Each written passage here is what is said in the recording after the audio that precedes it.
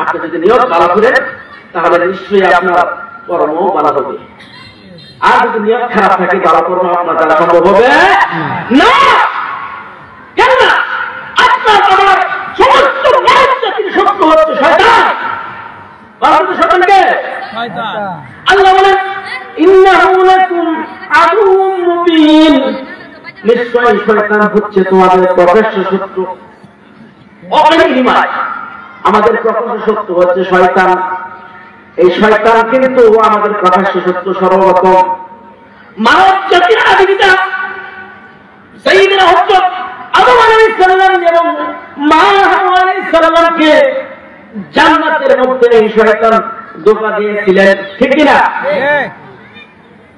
এই শয়তান দুনিয়াতে রব্বুল আলামিনের কাছ থেকে ক্ষমতা চেয়ে নিয়েছিলেন। আশ-শাইতান জাসিমু আলা কলবি বানি আদম, যে বনি আদমের অন্তরের মধ্যে ঢুকে শয়তান কি করে ধোঁকা দেয়?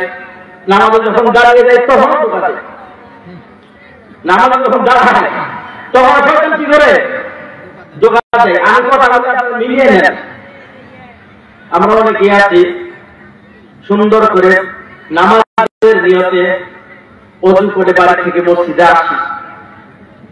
মসজিদে এসে যখন আমরা আল্লাহু আকবার বলে দিয়ে যখন নামাজের মধ্যে দাঁড়িয়ে যাই, নামাজের মধ্যে দাঁড়িয়ে গেছি, আমার নিয়ত সব ঠিক আছে, তারপর হঠাৎ করে দেখবেন একটু থিঙ্কিং করবেন, একটু চিন্তা করবেন, আমার কথার সাথে বাস্তবতার সাথে মিলিয়ে নেবেন।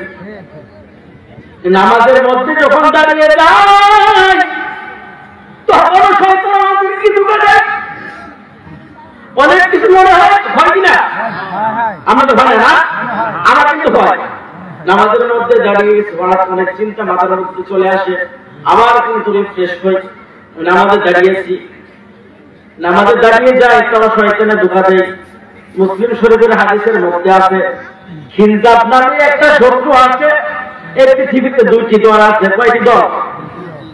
এই পৃথিবীতে দুইটি দল আছে। একটা হচ্ছে হিজবুল্লাহ, হিজবুল্লাহ মানে হচ্ছে আল্লাহ রাব্বুল আলামিনের দল।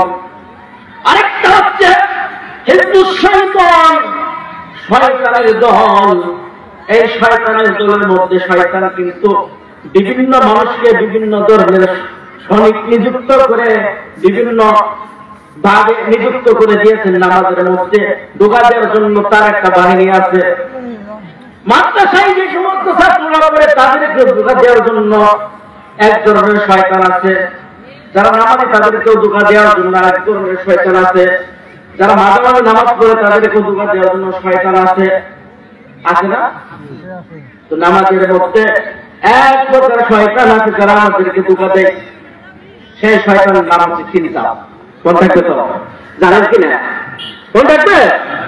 আমি আগে বলছি আমি কিন্তু আপনাদের মসজিদের ইমাম, ঠিক কিনা? এই জন্য আমি কিছু প্রশ্ন বা কিছু শিখানোর চেষ্টা করবো। রাগ করতেছেন না? তো আপনারা রাগ করছেন?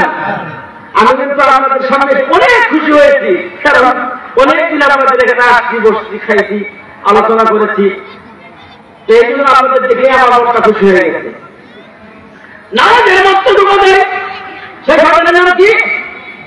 আপনাদের খাওয়াকে তারা শুনতে হবে খিনজাব। নামাজের মধ্যে ধোঁকা দেয় সেই শয়তানের নাম কি? খিনজাব। সবাই চিনলে বলবেন নামাজের মধ্যে ধোঁকা দেয় এক প্রকার শয়তান আছে, তার নাম কি? খিনজাব।